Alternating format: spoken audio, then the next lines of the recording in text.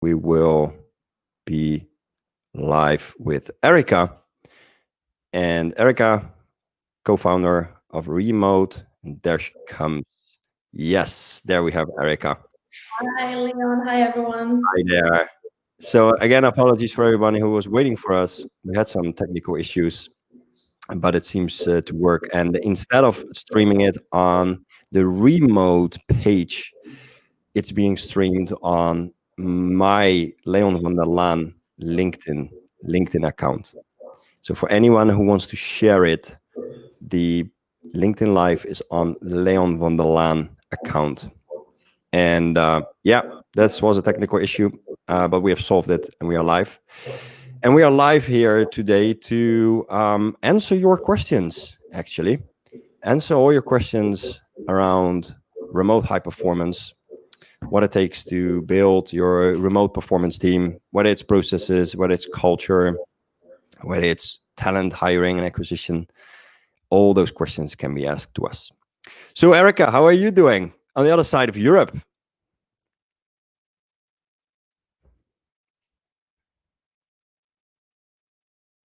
Erika seemed to have frozen. Seems that the gods of IT are not with us today. So let us try to fix to get Erika back on the live. So in the meantime, if you just tuned in, we're doing a Q&A session today. Q&A for everyone out there on LinkedIn who has questions around remote performance, high performance, if you will. Whether it's processes, culture, talent hiring, acquisition, goal setting. Oh, I love goal setting frameworks, OKR structure, very cool structure. Then you're here at the right place to ask questions. And Erika, we seem to have lost Erika. Let us try to get her back.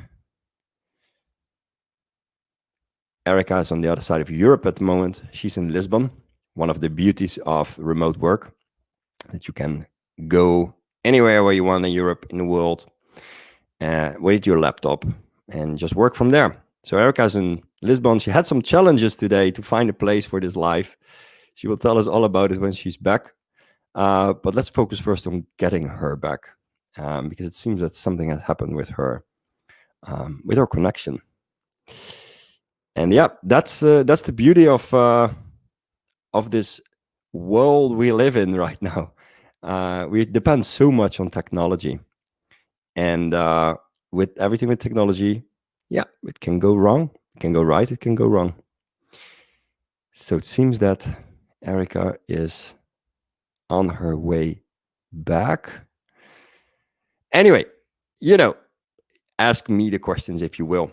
And this week I was in a coffee shop actually, and there was a lady, and she looked kind of frustrated with me. She was sitting with her MacBook on her lap, and I could see in her face that she was kind of frustrated all the time. So I just went to her because I figured she was working remotely, and I asked her and said, sorry to interrupt you, but you seem kind of frustrated, and I guess you're working remotely here from the coffee place, just like me. But can you tell me what's going on? I'm really curious to know. So she told me like, why would you want to know? I said, well, I'm in this business. I have this business where I help companies to help manage their remote employees or lead their remote employees just much more effectively and efficiently. And that's why I'm interested, because I want to learn from other businesses how they do that. So she was telling me actually that she was half of her day just responding to messages. It was on Slack in that case, and she explained me how everybody who needed something from, whether it was a project manager needed some deliverables from her, or they were asking her so many status updates through the day that she felt like she was just giving status updates rather than executing on the project. And we had a very nice conversation afterwards, and gave her some tips as well. But this is really the pain that I see happening a lot in remote workers. Because we went from this, like, we had, first there were the tech geeks who went remote, like the digital nomads, the creative people. But now it's mainstream for everyone.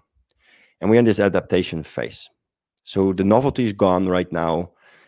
everything starts to become again normal. Like remote work starts to become a pretty decent, normal thing for the regular workforce. And now we start to see what it really means, because the novelty is gone. It's not new anymore. And there is this transactional situation going on, where remote work becomes so transactional. Like you need to deliver a set of to-dos on your to-do list in order to progress forward. And the faster and the better you deliver on those to-dos, the more we perform. So what happens is that people are being micromanaged more and more. And this results into having a very high online expectancy. So people are expected to be much longer online than, let's say in the traditional 9 to 5 office. You were 9 to 5 there, and in the evening it was more or less over. But now we are checking our email, we're checking our Slack continuously, because who knows, there might be a request from one of our superiors or the project manager, whatever, about what is the status, and that is being perceived as very stressful. And so this lady, also in a coffee shop, she was very stressed about feeling micromanaged. So what happens when people feel micromanaged? Then it decreases trust. Now, if you have seen previous content about what we write on remote, you can see that a loss of trust directly influences a loss in performance. A high performance organization is an organization that's built on trust. So micromanaging people is something which is becoming like the new child disease of remote work right now. But where does it come from? Where does it come from? Why do companies fall back to like micromanagement? Well, what we always say is that if you don't trust your people and you have to micromanage them to feel like they are doing what they need to do, basically what you're saying is, I don't trust the process, because everything is process. Everything to go from A to B requires a process, right? So when you are not confident about the processes that you have set up for your business, then you automatically resort to your people, because you don't trust your process. You want an update from your people, so you revert to your people, and that's when they feel micromanaged. And the trick there is to look back and see, from if you're a leader in a company, to say, how are my processes designed? Are they designed in such a way that my people don't need me to execute on them? And that's where tools like Asana comes in. Asana is much more than just a project management tool. This is a tool which manages workflow. It's much more than project management. It's a workflow management tool. But what is also, it is a great tool to build all of your processes in, whether it is processes for hiring, whether it's processing for talent development, whether it's executing processes for operations, whether it's processes for onboarding of new members, new customers, processes for closure of the month, processes for finances. You can build everything in Asana. So once you have built all those processes in Asana, you don't need to go resort to your people anymore to ask a status update of where we are, because you have all your status update in Asana.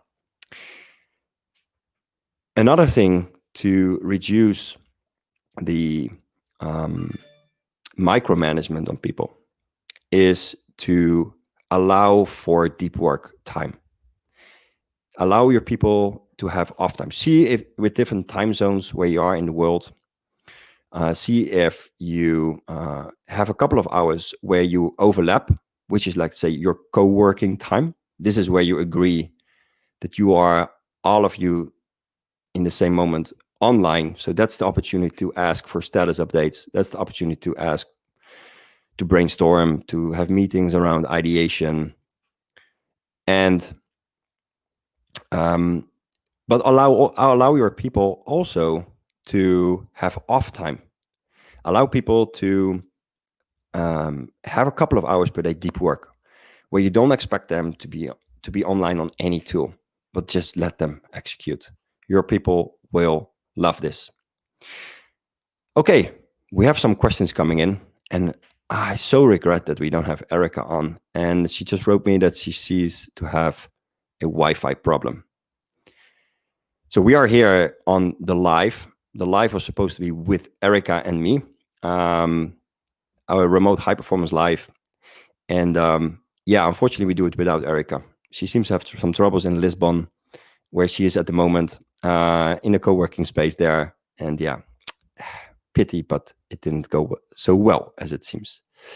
So when we have a question, let's jump into a question from Mikolas. Mikolas asks, do you have any tips on managing semi-remote teams? That's a great question. That's a great question, because when are you semi-remote is when you are in a hybrid. So you're in a hybrid team, meaning that you have both office, traditional office, and you allow your people to do remote work. But the real question is, are you remote first? So are you remote first? In that means, have you decided to be able to work from anywhere, whenever you want, wherever you want, and still keep the same level of performance in your team? Or are you an office-based team which adds remote work as a feature, basically, as a sort of additional freedom to people to resort to decide, today I will work from home or from some co-working space. So if it's the first one, I think it's the more challenging version. It's more challenging because when you are remote first and you add offices as a feature, so you allow people to come to the office whenever they feel like they need to connect with people, or you have an ideation session, which work generally very well, doing it in the office. People that are working in the office, they create a tribe. It's a natural human thing to, when you're constantly from Monday to Friday in the same space, you get this tribe feeling. And people who then decide to be more remotely, they usually experience that they're kind of being detached from the organization. So what you see then is that people are hesitant to coming back to choose remote work, and tend to come back to the office because they want to feel equal with their peers. So the tip I want to give to you, if you're managing a semi-remote team, is to either decide to be remote first. That means that you design and you communicate, you design your organization and you communicate to everyone. We are a remote company. We have an office for these specific purposes. That's when everybody is equal, because we are remote. Your standard modus is doing it remotely. We use the office to come together for the social things, the ideation, everything. That's the main recommendation I would do, actually, to choose for remote first. Remote is here to stay. That's a fact. Going further down the line, people will start to demand it even in their job descriptions. But if you decide to stay with the office as the main base, so let's say office first, right? Then I would recommend to fix the amount of days that people work remotely. So let's say that everyone works 2 days per week remotely, for example, and there's 3 days in the office. Because then you don't put people in this situation where they feel like unequal, because the person who decides to work much more remotely than the other one tend to feel more detached from the rest of the team, who decide to be there every day together in the office. So I would, as a leader, because I assume, Mikolas, you're a leader, to really lead that and guide that and set those guidelines when it comes to being a hybrid. And hybrid, I love hybrid. We never came here to say everybody have to be 100% fully remote, because we love it also to do our ideation session in person, for example, and being together. In the end, we are still like humans. But that's the tip I would give you on managing your remote teams, to create that clarity. Okay, thanks for your question. So we have another question, actually, and in the meantime, I want to welcome everybody who just came on, to ask to tell you that we are doing a Q&A with Erika and Leon. Unfortunately, poor Erika, she is still trying to solve her Wi-Fi problems in the location where she is in Lisbon, and that is yeah. Unfortunately, I just got a message from her. They cannot solve the Wi-Fi problem there, so you will have to stick with me, ladies and gentlemen. Yeah, so I will answer all your questions when it comes to remote performance. And then we have another question from Katrina. Katrina asks, what are your predictions for the future of remote work? I love to imagine this, really. I love to imagine how the world will look like in the future. And I think we have grasped, we have got a sort of flash forward this year into how the world will look like in the future, because we have been all remote for 3 to 4 months worldwide. And I believe that is the future. And what I believe is that offices will not disappear. Hybrid model is probably for most businesses the most preferred way, at least until more intelligence tech will come around the corner. The most preferred way is to do it in a hybrid way. But I see the purpose of offices changing. So from being the place where work is executed, offices become the place for socializing, business-related socializing. They become hubs for people to come to connect with someone, to do ideation sessions, which are great to do still in a physical setting. So offices will also, I believe, co-working spaces like the first step into the direction that I visualize, that I imagine. Co-working spaces is already this, like, let's do this together with different companies. But I believe going forward, offices will be more like public places to come to. And you don't have to resort to like one co-working place, but there will be public offices which will all centered around a certain topic, hubs, like a marketing office space where all people around marketing from all over the world can come together, or an office around, well, culture, high performance culture, where all people who are HRs and everything from all companies around the world, they come together in certain cities to go to those hubs. That's how I see that the purpose of offices will change, and I'm super excited to be part of that, to be part of the change with what we do. Yes, so we have another question, actually. Akna asks the question, I think part of micromanaging is lack of trust. Do you have tips on building a remote culture of trust? What are some key tips to give up control and let people do their jobs as they know best? Oh, I love that question. And I love it because the answer is also so complex. It's a very complex question, because, a culture is like it's like nature, it's like an ecosystem. You will never find the real balance, but you have to constantly work on it. And that leads me to, like, the most easy answer I can give to this very complex question is to say, leaders in the businesses, they need to make culture their agenda item. So now, in many businesses I speak to, like, yeah, we have a great culture. I said, okay, great. Show me your calendar and see where you block time to build your culture. Where in your calendar do you have time slots planned for building your culture? And unfortunately, more often than not, there are no time slots for that, because people, leaders, they are busy. They need to generate sales, income, and everything. Of course, there are lots of good examples as well out there. But culture is not an agenda item. Leaders need to make culture an agenda item. And part of that culture, part of having a great culture, which is based on psychological safety, which trust is basically creating psychological safety.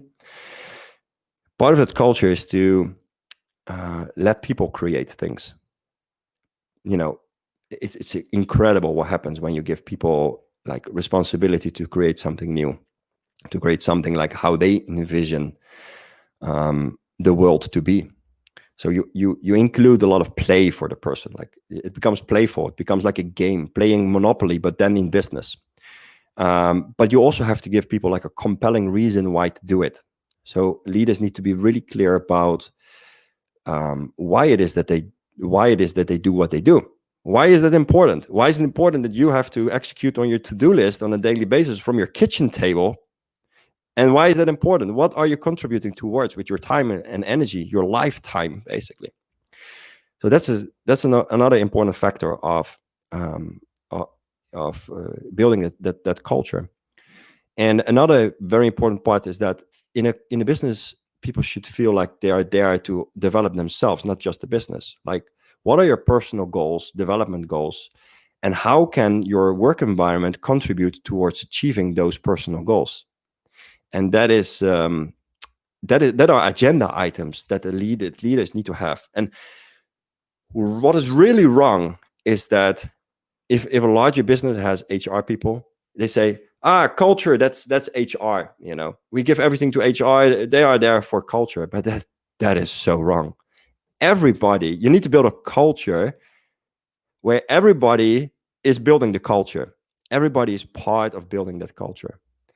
And that's why it needs to be an agenda item. Like every week, there needs to be blocked time to focus on that culture. There need to be culture ambassadors in the business as well, who are there to promote the culture, to spread the culture, but also to measure how the culture is being lived by everyone. And because that gives information how to improve culture going forward. So yeah, that's the answer I would give on this very complex question, because culture is a complex ecosystem, if you will. It's like nature, and yeah, that's my answer. So where are we with the questions? Okay, I've answered all the questions so far. There's one question about communication. Is that a question? No, it seems that we have answered that question already. So last question then. We're 23 minutes in. The goal is to do maximum 30 minutes today. So there's room for one last question. Okay, so let's go. I should play little music right now, like waiting. There comes the last question. Awesome. This is a big one. It's coming from Vanya. I've been working remotely. Oh, we don't see my face anymore now, but okay. We've been working remotely from home for 5 years now, and I've been managing remote teams for 4 years. What I noticed back then is that people didn't have the feeling they were working mostly because the environment around them was not taking it seriously. Absolutely. Do you think now that the whole world is shifting that notion, it will completely disappear? I will take a weighted question. It's nice to see my mouth if I answer this. Yes, that will go away. In fact, I believe it's already gone. I believe that, I said it in the beginning, like before, remote work was more for the tech geeks, the digital nomads, like the ones who wanted to be a bit rebellious and show the world, like, I'm not going to sit in an office and I'm going to be my own boss and travel around the world and live the life of my dreams. That was remote work before, right? But now, even my father was working remotely from home. Even my mother were working remotely. And for them now, suddenly it's a thing that they say, oh, it's a skill I actually also can learn, because it's a skill. Remote work is a skill. And the digital nomads and the tech geeks and everybody who was already remote. I know this guy, he was like remote working when he was 14 years old, and it was 20 years back he built his businesses remotely. So it's not something super new, but it's definitely changing right now because you know, in my personal story, when I told my parents I'm going to leave the corporate career, my office job from Monday to Friday, and I'm going to build a business remotely, doing it from home, they were like, "Are you crazy?" Really true. But now they totally get it. They totally understand it actually. So I believe, Vanya, that to answer your question, it is already gone. I think that the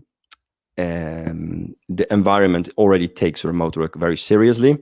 The new challenge that we will face is whether all companies are going to adapt to it. Because I see companies already falling back to the office, which is fine, but I just believe that you will be one of the laggards who will be forced to go remote because it's demanded of you. And I've seen already in some of our customers that people don't want to work anymore for you if you don't offer remote. So that's the proof. That's the proof that the shift has been here already. And yeah, it's super exciting. It's super exciting. So congrats for you, Vanya, when you're already like 5 years remote. You were one of the early innovators, at least in a way of comparing to the 2020. Great, great. And now the more questions are popping in, actually. I love it. So we have 3 minutes left. I'm going to do the last question. The last question is from Asta. How to increase human connection during remote work? Very good question, because it also ties into the trust question that we heard earlier. We people trust each other when we build a relation. How we build a relation? When we open up and become more intimate towards each other. And we had a great live with Laima Slapkowskaite. It was like a couple of weeks back. And Laima explained there how important it is to make intimacy also one of your agenda items to plan for, really, like to have and to train people in an organization how to be intimate remotely. And she gave this great example that if you are on a video call with someone, and you see, these days you see so much more. Look, my background is kind of white. Okay, you see the screws here, so you could ask me a question, what about the screws there? Which then would open a door that I will start to explain, well, I'm actually in my living room, but I took the pictures away because it reflects the light. And suddenly you know more about me because I'm doing it in my living room. So she said, like, if you see a guitar hanging at somebody's wall, you play guitar. Tell me more about it. How long do you play guitar already? You create that micro little more connection with the person, whereas you would never find this out. Maybe even not in an office space, you would find it out because you don't see the guitar, you don't know the guitar, and maybe after years you would say, "You play guitar? I didn't know that." But that's so cool because now with the remote world, and you see all these children walking through the screen and guitars and paintings. Oh, you're a painter! Like suddenly you know so much more, but you have to take the initiative to ask those questions about it. If you, especially, I'm looking then at if you want to build as a leader and you are one that leads a team remotely, which is extremely requires a lot of effort, that you're a role model in that, and that you lower those barriers to also tell something about yourself, like, these screws here, they're there because it's my living room. My wife likes to have some pictures here. I don't so like them so much. So that I have a wife as well. That I'm using lights. So yeah, that is how you can really remotely still keep the human aspect alive, but also organize. And I'm not talking about the digital pub quiz. I'm talking about organizing online events with your team where the sole topic is to get to know more about each other. Like can be 15-minute little relaxing game with as a purpose to find out more about all your team members around you. For example, with one of my customers 2 weeks ago, it was a great initiative from the guy Loic. He organized a yoga teacher. So we were, with our screens and our videos on, we were doing yoga in our living rooms. It was hilarious. It was so cool to see everybody in their yoga outfit and suddenly see much more of the person than just the digital face. And that's one of those other examples. And it just costs so little, 15 minutes every second week or so. But it builds and it compounds on each other to keep that human connection alive. Talking about live, we're 31 minutes live right now. It's time to wrap up. I really appreciate it, and it was a pleasure to answer your questions. Unfortunately, we had to do it without Erika, but we promise that we will come back soon with Erika as well on a live. And one last thing, if you are leading a remote team, or you're a company owner or a business owner, or even if you're just in a remote team and you feel like things are not really going well here in our team, feel free to send us a message, Erika or me, and let's jump on a phone call. Really, we love answering questions, and we often give actually much more answers than we maybe sometimes supposed to. So you should take advantage of that. Ask us anything, because we're just very passionate about helping companies and people to step up their performance as in the remote world, because we are a remote world now. Great. It was a pleasure. I wish you a great evening and see you in the next live. Bye.